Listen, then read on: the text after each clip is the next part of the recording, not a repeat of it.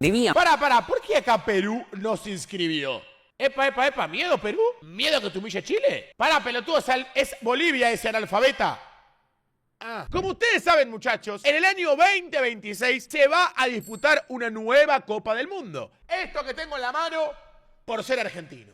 Mentira, no se enojen. En la historia del fútbol hay algo que ha cambiado, además del campeón y además de la sede. Los participantes. 16, 20, de 20 a 24, de 24 a 32 y de 32 a 48. ¿A qué confederación beneficia? Mucho para saber, mucho para analizar con el negocio del fútbol. La UEFA perdió más que nadie con la nueva Copa del Mundo, mientras que las otras regiones aumentaron entre 50 y 100% sus cupos. O sea, Europa es la confederación que más perdió con el nuevo mundial, Y después decimos que siempre todo está hecho para Europa.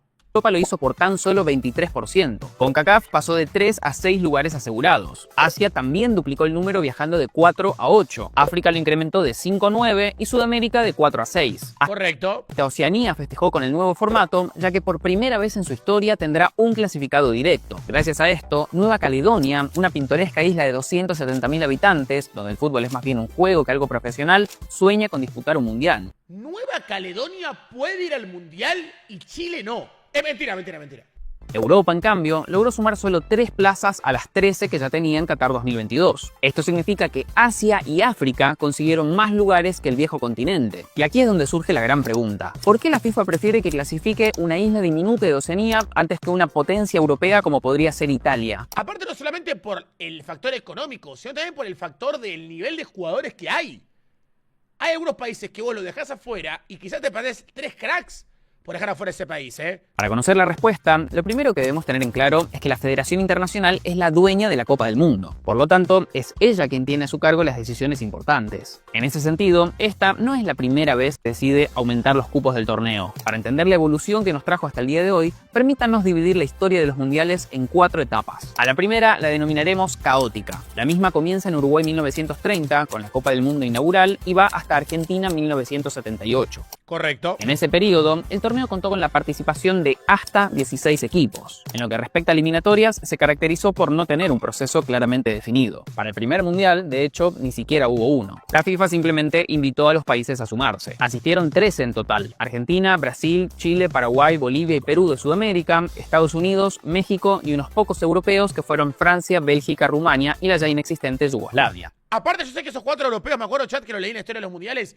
estos 4 europeos que fueron es porque se pagaron los barcos. Son los europeos que no vinieron es porque Uruguay no les pagaba los barcos para que vengan al mundial. Entonces dijeron, si uno me paga los barcos no voy. Entonces hay un montón de europeos que no fueron al mundial. El contexto de la época no ayudaba. El mundo estaba en medio de la Gran Depresión y las dificultades logísticas para llegar a Uruguay eran considerables. Algunos planteles tuvieron que viajar en barco durante días. Ya para la edición de Italia 1934 hubieron 31 equipos interesados en participar del evento. Por eso, ahora sí, la FIFA estableció un claro sistema de clasificación. Estableció un sistema de clasificación. Lo que hizo básicamente fue dividirlos en 12 grupos geográficos, cada uno con sus propias reglas. Algunos jugaban a ida y vuelta y otros directamente a partido único. A diferencia de cómo sucede actualmente, todos los partidos se disputaron en cortos periodos de tiempo de 1 a 2 meses. Ok. Además, y esto es bastante relevante, no lo organizaba cada confederación regional, sino directamente la FIFA. El proceso fue tan caótico que las eliminatorias terminaron apenas 3 días antes de que comenzara el mundial. ¿Qué? Imagínate jugar un partido de eliminatorias 3 días antes de jugar la Copa del Mundo. La lista final estuvo compuesta por 12 conjuntos europeos: Argentina, Brasil, Estados Unidos y Egipto, quien se transformó en el primer país africano en participar del evento. Estos números implican que en la primera contienda que tuvo clasificación previa, el 75% de los cupos fueron para lo que hoy sería la UEFA. Lo mencionamos porque se trata de un porcentaje claramente superior al enorme, amigo, una locura. El 33% que recibe actualmente. De haberse mantenido aquella proporción, hoy tendríamos 36 conjuntos del viejo continente. Otro punto importante de esta segunda edición es que el campeón de la contienda anterior, Uruguay, no contaba con un lugar asegurado. De todas maneras, luego decidiría no presentarse debido a la baja participación por parte de Europa que hubo en la edición previa que ellos organizaron. ¿Se imaginan que hoy un país no viaje a modo de protesta o por fuerza mayor? Sería una verdadera locura. Increíblemente, volvió a ocurrir en el siguiente torneo de 1938. En aquel caso fue Austria quien consiguió clasificarse, pero después no hizo uso de la plaza. Correcto. ¿Por qué? Bueno, porque Alemania la invadió y técnicamente no existía como país independiente a la hora de realizar el evento. Qué locura igual esto, amigo. Qué locura, boludo. Algo que sería una suerte de vista previa de lo que después sucedería en 1942 y 1946, donde directamente no hubo torneo por la Segunda Guerra Mundial. La competencia volvería recién en 1950 con solo 13 equipos. A ver, chat, yo tengo una cosa para decir, es una realidad. Vieron como ustedes van a la historia del fútbol, de hecho pueden entrar en Wikipedia donde ustedes quieran. La única selección de la historia que jugó todos los mundiales es Brasil. Y mucha gente va a decir, Best9, la más grande. Pero hay una historia detrás de eso. En 1930 el mundial se hace en Uruguay, ¿ok? La regla era que se jugaba un mundial en Sudamérica, otro en Europa. Uno en Sudamérica, otro en Europa. El segundo mundial, si no me equivoco, se juega en Italia. Hubo presencia de sudamericanos y europeos. El mundial siguiente debía jugarse en Sudamérica. Y a la FIFA le dio todo igual y lo volvió a hacer en Europa. Y ahí todas las selecciones de Conmebol dijeron, no, nos están faltando el respeto, no vamos a hacer el mundial porque nos están meando. Y la única que fue chupando media igual al mundial fue Brasil. Entonces, también hay una historia detrás de eso. O sea, Brasil fue a todos los mundiales porque uno fue dándole la espalda a todo su continente. Hasta finales de los 50, el proceso continuó siendo bastante caótico. En Sudamérica, por ejemplo, ocurría que los equipos se inscribían para las eliminatorias, pero después no te inscribía para la eliminatoria, ok. debían ¿Por qué acá Perú no se inscribió? Epa, ¿miedo Perú? ¿Miedo a que te humille Chile? las eliminatorias, pero después no participaban. De hecho, recién de cara a Suiza en 1954 se jugó de manera efectiva el primer partido eliminatorio en Sudamérica. En las otras regiones, el sistema tampoco era particularmente ordenado. Camino a ese mismo mundial, Turquía y España. Pelotudo, es Bolivia ese analfabeta. De hecho, recién de cara a Suiza en 1954 se jugó de manera efectiva el primer partido eliminatorio en Sudamérica. En las otras regiones, el sistema tampoco era particularmente ordenado. Camino a ese mismo mundial, Turquía y España igualaron en la tabla de posiciones y, dado que no había un sistema claro de desempate, simplemente se sorteó quién participaba del evento. Es un papelón esto, amigo, dale. Ganó Turquía. Para la FIFA tampoco estaba siendo fácil, debido a la crisis. Mate si el chat se enoja por el sorteo que hago yo de la Play y se cagan a palo. Imagínate un sorteo para ir al mundial y perderlo. Me quiero morir. Creciente cantidad de países que querían participar del evento, organizar los procesos clasificatorios se habían vuelto un terrible dolor de cabeza. Por eso fue que, desde Suecia en 1958, delegó toda esta parte a cada confederación. Decisión que, como saben, se mantiene hasta el día de hoy. Actualmente son las entidades regionales quienes deben definir el sistema de competencia, coordinar los partidos y chequear que todo esté en orden. Obviamente, la FIFA se quedó con la elección más importante de todas, la elección de cuántos cupos recibe cada continente. Además, también establece el calendario internacional y organiza el repechaje o repesca. En otras palabras, solo se quitó de encima el trabajo de coordinar a más de 200 países que quieren tener un lugar en su torneo. A partir de allí, el sistema mejoró. Los formatos se volvieron más estables, competitivos y equitativos, teniendo en cuenta la situación de cada región. El último torneo con 16 participantes, que cierra la etapa caótica, fue justamente Argentina en 1978. Allí, Europa dominaba con 10 equipos, representando el 63% del total. Terrible, amigo, toda Europa. La UEFA era clara mayoría y estaba lejísimos del resto. La segunda etapa en nuestra línea de tiempo es la que va desde España 1982 hasta Estados Unidos 1994. A esta la llamaremos consolidación. El principal cambio respecto a la anterior es que se aumentó a 24 selecciones, representando un incremento del 50%. Esta fue la primera vez en la que la FIFA tuvo que decidir a quién darle cupos extra. En aquella repartija, la gran ganadora fue, sin dudas, Europa. Se llevó 3 de los 8 lugares, pasando así a un total de 13 países. Los sudamericanos, a pesar de haber ganado más mundiales hasta ese momento, solo recibieron un cupo extra, viajando de 3 a 4. Amigo, no dan nada. Toda Europa. Asia, África y CONCACAF, por su lado, aumentaron de 1 a 2 plazas. Este esquema se mantuvo estable hasta Estados Unidos 1994. A diferencia de la etapa caótica, aquí reinaba el orden y las reglas estaban claras. El proceso clasificatorio terminaba meses antes del evento, dando así tiempo suficiente a las selecciones de prepararse. Muy bien. Argentina y Australia, por ejemplo, disputaron el partido de repechaje en noviembre de 1993, más de 6 meses antes de que comenzara el torneo. A nivel de negocios, esto también ayudaba, ya que permitía una mejor promoción de la venta de entradas. Como sabrán, muchas personas esperan hasta que su país se clasifique para comprar vuelos, alojamiento y demás. Francia en 1998 marcó el inicio de la tercera etapa en este recorrido por los mundiales, una que duraría hasta Qatar 2022 y llamaremos globalización. Globalización. Aquí, la principal característica reside en un nuevo aumento en la cantidad de los equipos, pasando a un total de 32. En esta oportunidad, a diferencia de la anterior expansión, la FIFA mostró un fuerte interés en incrementar los cupos de regiones menos relevantes hasta ese momento. Correcto. Asia duplicó su participación de 2 a 4 y África pasó de 3 a 5 equipos. Este incremento fue clave para el debut de selecciones como Japón y Sudáfrica. CONCACAF y CONMEBOL mantuvieron sus 3 y 4 lugares directos respectivamente. La UEFA, por su lado, osciló entre 13 y 14 plazas dependiendo de la edición, es decir, tampoco tuvo un aumento significativo del número. Y así, No, pero igual es una locura. plazas dependiendo Mirá, amigo, CONMEBOL 4 plazas, UEFA 14. Entiendo que son más países, pero es una barbaridad igual. de la edición, es decir, Porque es verdad que hay más países, pero también es... Acá hay más competitividad que en Europa, amigo. Me refiero en cantidad de países buenos, ¿eh? Acá de 10 países, 8 son buenos. En Europa, de 50, son buenos 16. Si te das cuenta el porcentaje, hay más porcentaje de competitividad en Sudamérica que en Europa. tampoco tuvo un aumento significativo del número. Y así, finalmente, llegamos a 2026, año que marcará el inicio de una nueva etapa en la Copa del Mundo. Principalmente porque tendremos a 48 selecciones nacionales, representando un incremento de nada menos que el 50% respecto a la edición anterior. A ver, es terrible pero tener un mundial con 48 países. Cuando lo ves así es una locura. Después lo analizás y es un partido más. O sea, para ser campeón, en vez de ganar 8 partidos, tienen que ganar 7. O mejor dicho, jugar 7. Pero, ¿qué quieren que les diga, amigos? Esta época, llamada por nosotros de expansión, significa la mayor reforma en la historia del torneo y es quizás la más contraproducente para la UEFA. Pero no hace falta que nos crean a nosotros. Vayamos a los números y veamos cómo se distribuyen las plazas para México, Estados Unidos y Canadá 2026. Arranquemos por la CONCACAF, quien tendrá los 3 países organizadores y contará además con las 3 plazas directas de siempre. De esta manera, su participación aumentará en un 100% sin tener en cuenta los 2 lugares en el repechaje. Ahora crucemos el Océano Pacífico para llegar a Oceanía. Hasta Qatar 2022, la OFC no contaba con ninguna plaza directa para los mundiales, pero, como dijimos al principio, desde 2026 en adelante tendrá un lugar asegurado al que obviamente debemos sumarle la cuota del repesca. Por el Correcto. lado de la AFC, la Confederación Asiática, los cupos directos se incrementaron en un 100%, pasando de 4 a 8. Yo creo que Asia lo merece, amigo, ¿eh? Si hay una confederación que creció muchísimo en los últimos años, es Asia.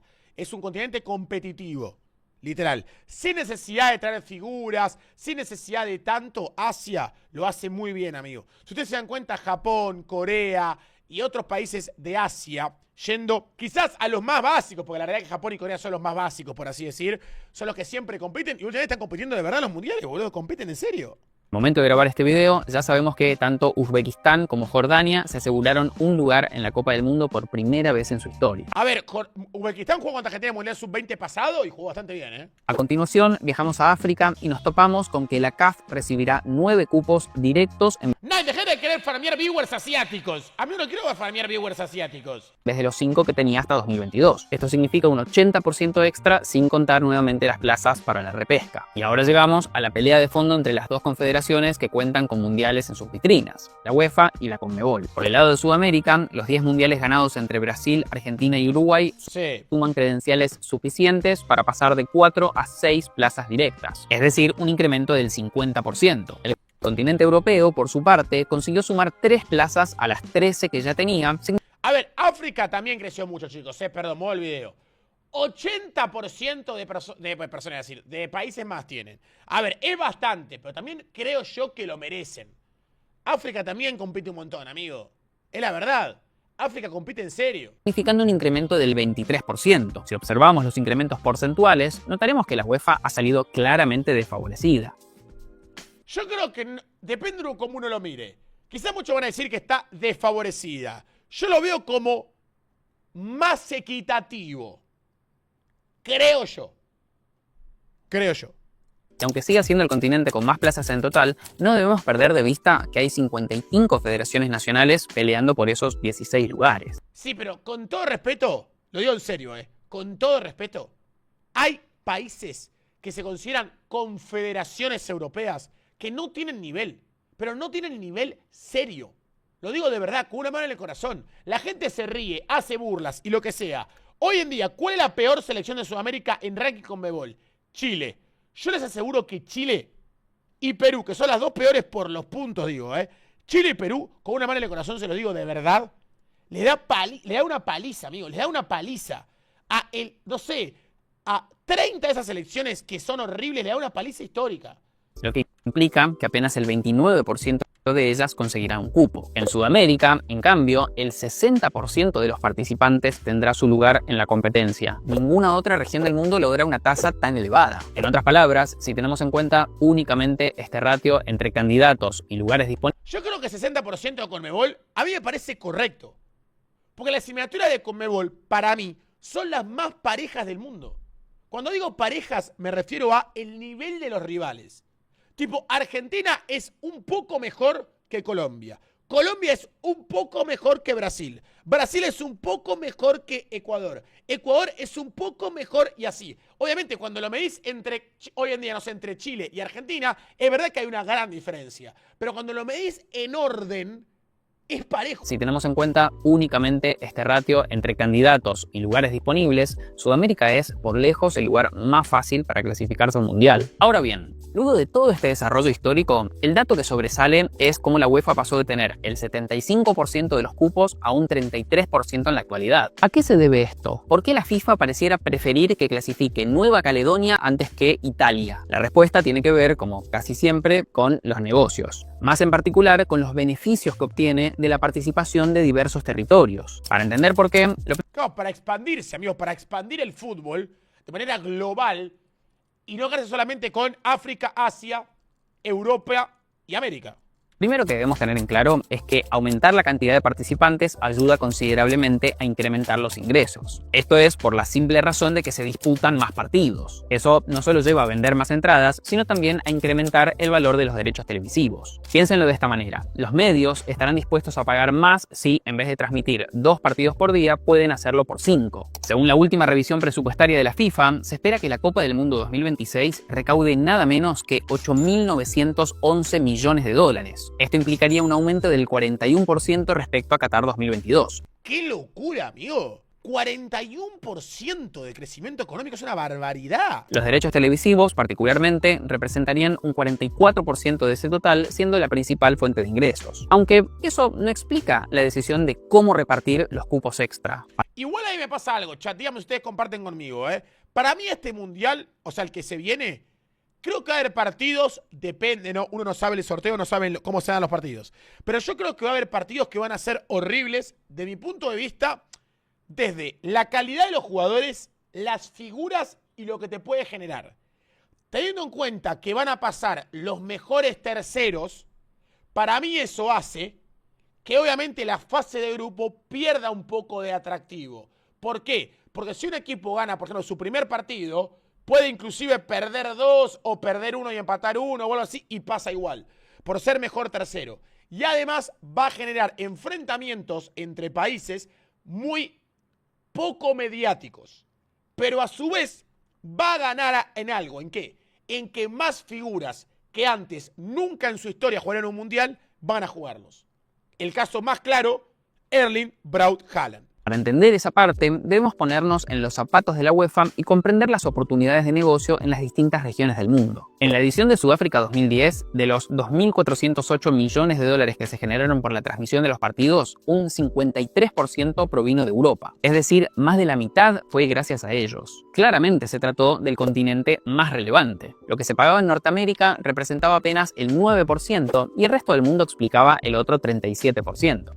Bueno, igual también yo creo que el valor televisivo de cada mundial está estrechamente vinculado con hasta dónde llega cada participante.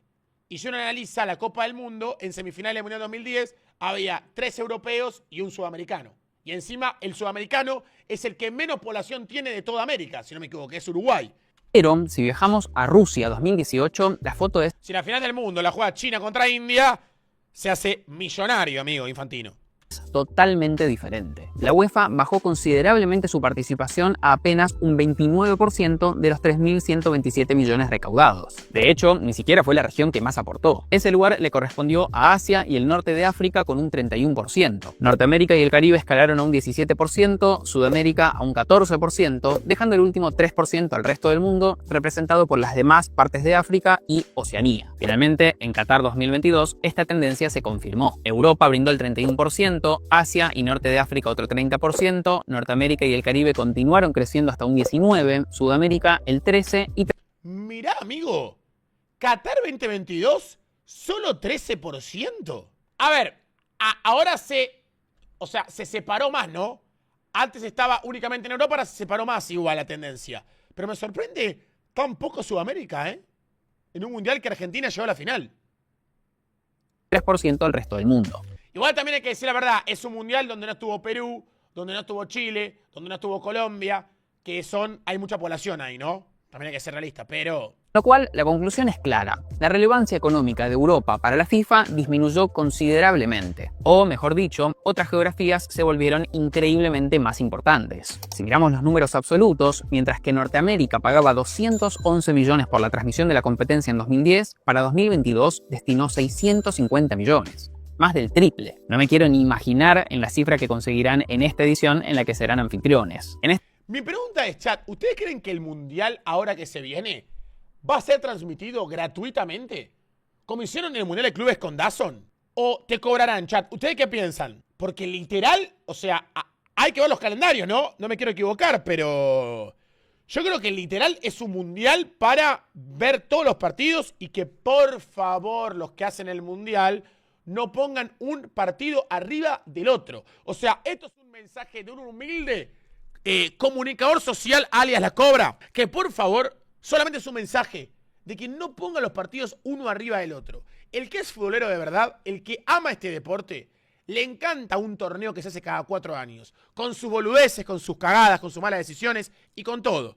Pero si juega Inglaterra-Alemania, no me pongas al lado un Francia-Croacia. Por favor, te lo pido. A este punto, ustedes probablemente estén pensando, perfecto todo el argumento, pero sigo sin entender por qué le dieron más cupos Parece que me respondió a mí, boludo. deportivos a esas otras regiones. ¿Qué tiene que ver una cosa con la otra? Al final del día todos queremos ver a los mejores equipos, ¿o no? Bueno, en realidad todos queremos ver a nuestro equipo. El interés en un territorio por el torneo depende considerablemente de si participan de él. Italia es el mejor ejemplo de esto. Según Forbes, en 2014, cuando el conjunto sí participó del torneo, los medios en este territorio pagaron nada menos que 180 millones de euros para transmitir el evento.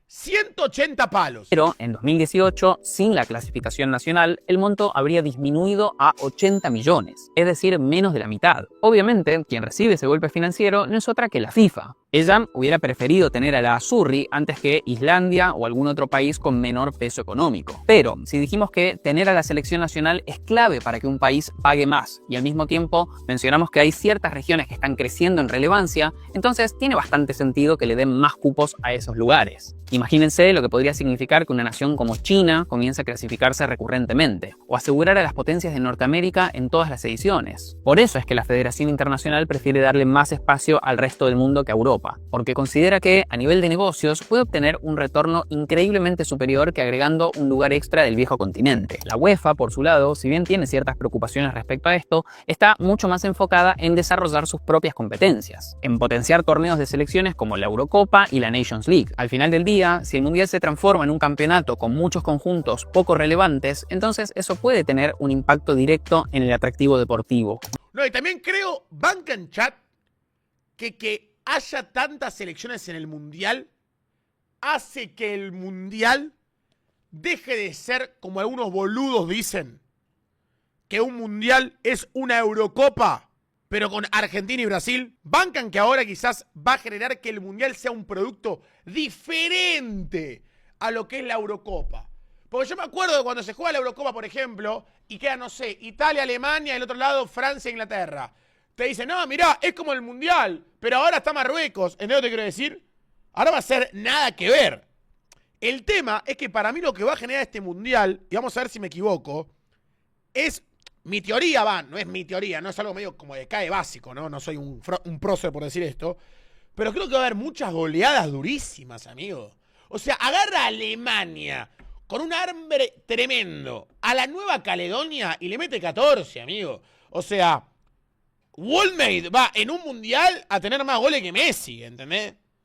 Entonces, creo que el paradigma se puede llegar a mover ahí. Basta con recordar las declaraciones de Mbappé diciendo que la Eurocopa era una competición más complicada que la Copa del Mundo porque tiene un gran nivel ya desde la fase de grupos. Burrada, burrada, Y burrada, si bien burrada, Mbappé, burrada. en lo que a prestigio respecta no tienen comparación, ciertamente agregar conjuntos intrascendentes puede llevar a esa disminución del valor percibido del torneo. También es cierto que podríamos leer esta decisión de la FIFA de una manera exactamente opuesta. Los países tienden a elevar el nivel y mejorar el desarrollo futbolístico a raíz de participar en repetidas ocasiones de este torneo. Quizás el mejor ejemplo de esto sea Marruecos, quien llegó a las semifinales de Qatar en 2022. Con lo cual todavía está por verse el resultado final de esta decisión. La gran pregunta es si dichos cupos extra pondrán en riesgo el atractivo deportivo del evento. Tal vez, con suerte, no lo hagan y en algunas décadas tengamos todavía más países disputando el trofeo más importante del fútbol del mundo. ¿Ustedes Yo, es una pregunta. qué opinan? Es una apuesta increíblemente arriesgada. Amigo, enorme. Primero agradecer al enorme trabajo, pero fenomenal, amigo, que hizo el negocio del fútbol.